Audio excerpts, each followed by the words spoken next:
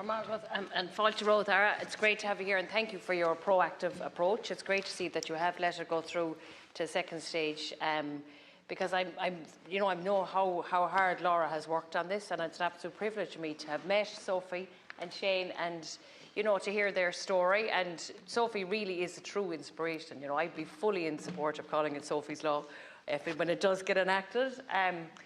And I'd like to welcome all, and thank you to all the SNAs from Forsa and from the INTO here as well, the teachers from the INTO, because without your support, I suppose this wouldn't have gone this far. And I know, Minister, that you've engaged proactively with them as well, with the union representatives as well.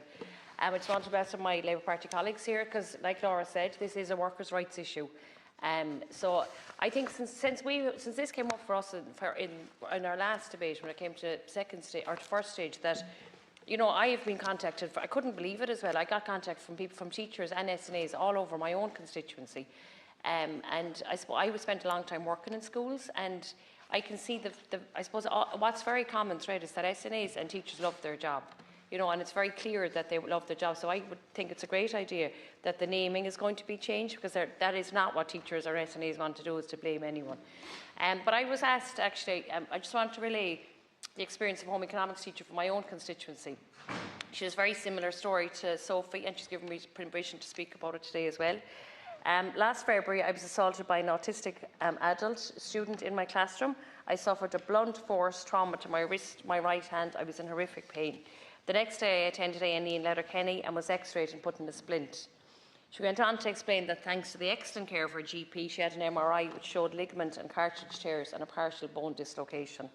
Following steroid injections into the joint and surgery to repair a large tear, it was hoped that the dislocated bone would relocate when the inflammation subsided.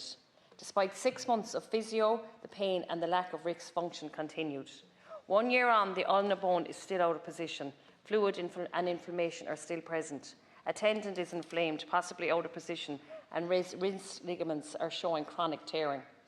Another operation is scheduled for this March to cut nerves to the wrist. If this doesn't reduce the pain, a third operation to fuse the bones together will be required. This operation is a last resort, normally reserved for elderly patients, as it will cause a significant reduction in wrist mobility. So following her 6 months of salt leave and 50 days of sick leave, she returned to work to a limited duty, unable to do a home economics class, which was a class that she loved, renaming unable to lift, cut and sew as a result of the assault. Remaining on sick leave was not an option. Being on half pay meant that she could not meet her young family's needs. To finish in her own words, I've been eating painkillers and in constant pain since I went back to work. I will have to use my own sick leave again and possibly go to half pay for my operation next month. I've medical bills of around €2,200, as well as 4,000 kilometres of mileage from 7 round trips to Galway.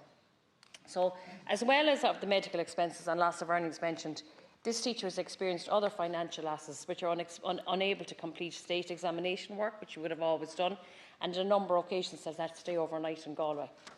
So this experience, this teacher, she reached out after she heard this, and that shows, I suppose, the importance of this legislation. And she's one of many. So, and we all know that it's impossible to completely remove the risk of an injury taking place in the school environment like that, But what we can do, though, we can put in place the systems that support educational professionals following an incident which leaves them in need. And I think, Senator, that Laura's bill does this, and I would like to really take the opportunity again to thank trade unions for how put so much work into it, and recognise that the duty of care of the state, this bill will recognise the duty of care that the state has towards education providers. For too long, educational professionals have left to deal with their own consequences of an incident on their own, and this bill addresses this. So I want to thank Laura, and I want to thank Sophie and all the SNAs and teachers that I suppose educate our children to the best that we have, in our country that we're so well renowned for. Go on.